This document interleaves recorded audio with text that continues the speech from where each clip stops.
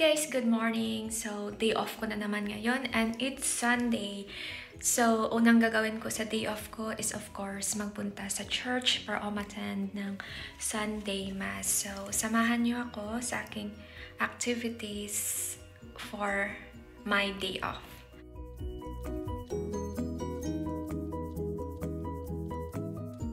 Tatapos lang ng Mass at dumiretso na ako dito sa bahay. Actually, in-invite nila ako for a coffee or tea. Pero medyo nahiya ako kasi sasabi ko na lang may pupuntahan ako. Pero every end kasi ng Mass, meron silang pa-coffee or pa-tea. Tapos, syempre, magabayad ka doon. Tapos, pupunta naman sa church yung bayad. Gusto ko sana siyang matry kahit once lang. Kasi, always talaga nila akong ini-invite. Yun nga lang, medyo nahiya ako kasi mag-isa lang ako. Tapos, hindi ko naman sila kilala. But hopefully next time, kapag may makasama ako, gusto ko siyang ma-experience to like, you know, socialize with those people as well. So, ngayon, nag-message sa akin si Al. Gusto niya magpabili ng ampalaya. So, merong ampalaya dito sa area namin, pero doon sa Indian stores. Itong Indian store, nagbebenta din sila ng mga products from Philippines. So, pupunta ako doon ngayon.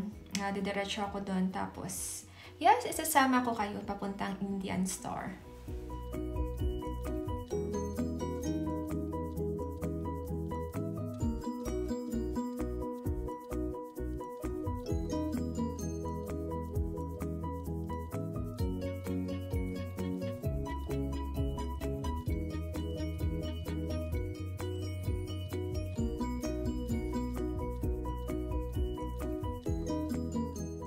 Tinanong ko yung nagbabantay, yun nga sabi, wala na silang ampalaya.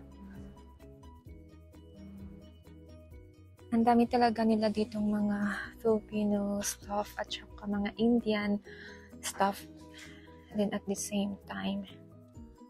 So, uwi na lang ako kasi wala namang ampalaya, naubos na daw. Next time na lang. Nakauwi na ako ng bahay at yun nga, sayang, naubos na yung ampalaya nila, di ko na naabutan.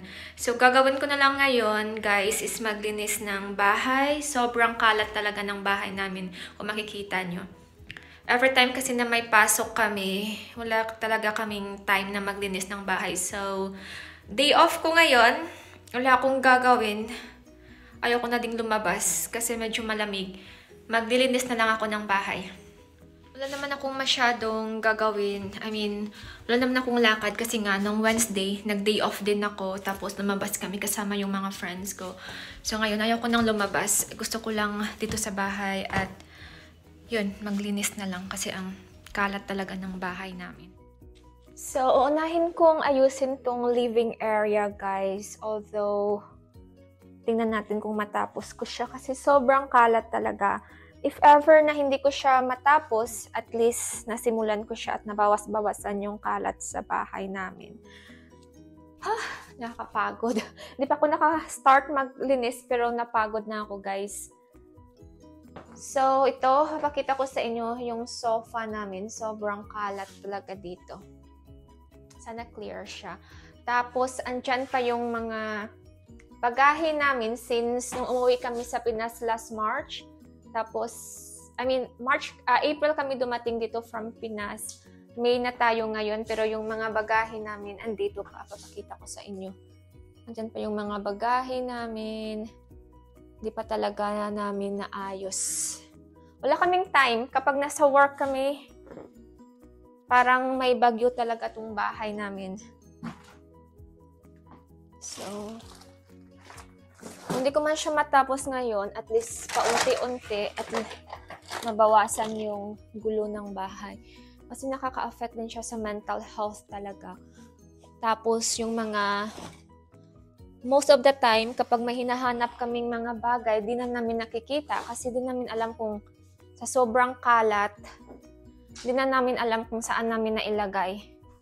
Kaya sabi ko kay Al, maging minimalist na kami, pero ang hirap talagang maging minimalist.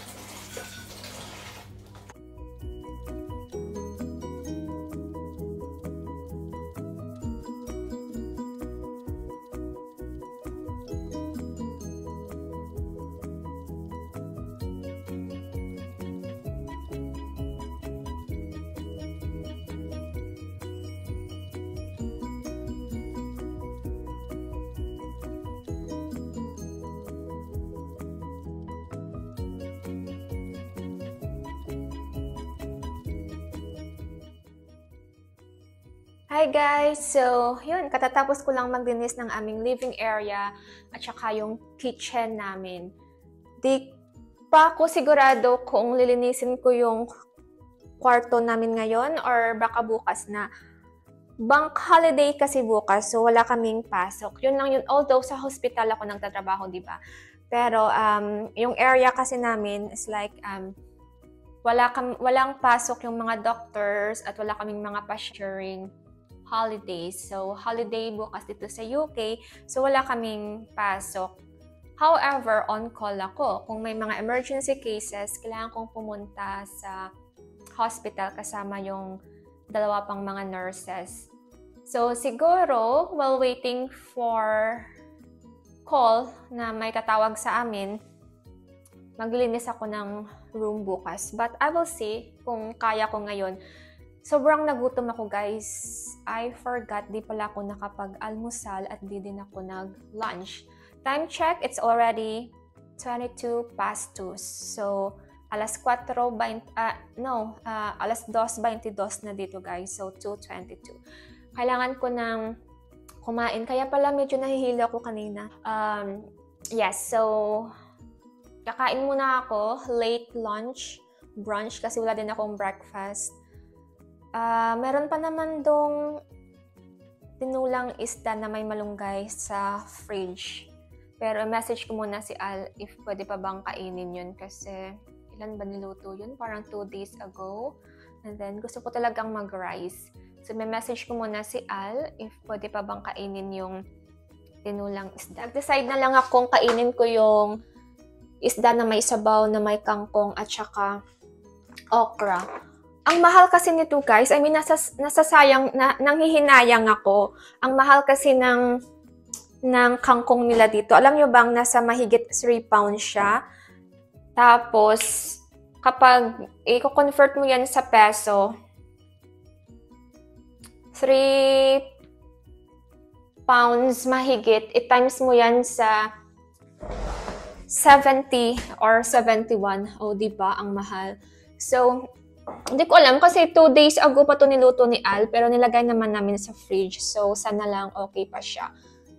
Kaka-microwave ko lang ng aking ulam. Ngayon, i-microwave ko na naman yung rice ko. Natapos ko nang i-microwave yung rice ko at saka yung ulam ko. Meron ako ditong pineapple juice. Actually, bigay lang to sa akin ng friend ko. Pero umiinom talaga ako ng pineapple juice kasi nga effective siya sa swelling. Kasi diba may kakatapos lang ng surgery. Kakatapos ko lang ng aking surgery. So, nire-require din ito na uminom ng pineapple juice or kumain ng pineapple para mabilis yung healing. So, yes, ito lang yung pagkain ko. Rice at saka yung fish na may sabaw at saka kangkong at okra. Ang tagal kasi ni Al mag-reply, so kakainin ko na lang. Pero parang okay pa naman siya. Hindi naman masama yung lasa. Last time kasi nagluto din siya ng chicken na may malunggay. Tapos din namin naubos. Ilang araw din yun sa fridge. Inang hinayang ako kasi nga sobrang mahal din ng malunggay nila. Nasa 3 pounds din. Samantalang sa Pinas, paglabas mo ng bahay namin, ang daming malunggay. So, kinain namin. Kinabukasan, sumakit yung tiyan namin ni Al. At saka nagka-LBM talaga kami. Parang na food poison kami. Hindi namin naubos yun kasi nga lumabas kami with friends. Nag-dinner kami outside sa Newcastle. So, ganito lang yung day off namin dito sa UK, guys. I mean, para sa akin. Normally kapag day off, nasa bahay lang talaga ako. Mas gusto kong sa bahay lang.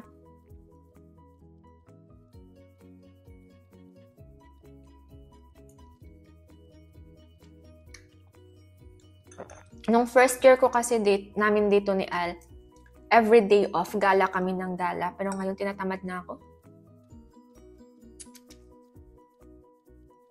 Siguro dahil sa aging process din.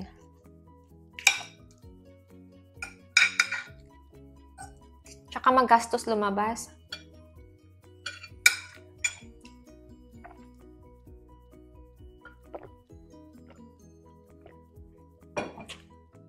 Mahal kasi ng cost of living dito sa UK, pero kahit saan naman.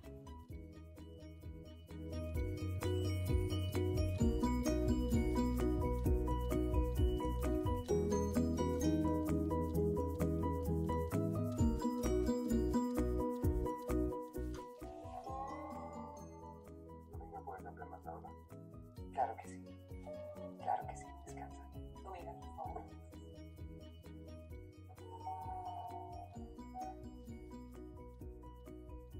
Demetrio, ¿qué fue lo que pasó para que llegaras a mi casa así? So, may binili pala si Al na cassava cake or suman cassava. I think 2 days ago sa Indian store. Gagawin ko ngayon, guys, is steam ko siya. Para ito na yung dinner ko. So, steam lang natin siya. So, ito yung steamer namin. Lagyan ko lang ito ng tubig. Tapos ito yung steamer. Siguro mga 20 minutes. Okay na yun.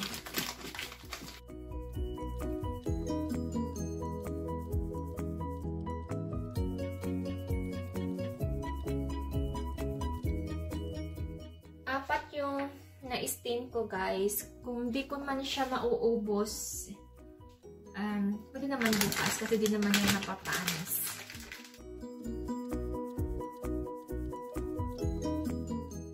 So, antay lang tayo ng 20 minutes. Anong oras na ba? Time check is 7:15. So, 20 minutes, mga 25 to 8. Babalikan natin to, guys. 25 to 8. Check natin if okay na siyang kainin. While waiting, manonood muna tayo ng Netflix because Netflix is life. So, grabe ang oily na ng skin ko, guys. So, change plan tayo, guys. Gusto ko sanang manood ng Netflix. However, nandito na si Al. Tapos, naglalaro siya sa computer at saka sa laptop niya. Dalawa kasi yung ginagamit niya kapag naglalaro siya. So, instead, magbabasa na lang ako nitong libro ni Philippa Perry, The Book You Want Everyone You Love to Read. So, ito na lang yung babasahin ko while waiting for my cassava cake or sa suman ko. So, isa din to sa ginagawa ko kapag day off ako is yung magbasa ng libro. Actually, ang dami ko pang mga librong binili na di ko pa nabasa.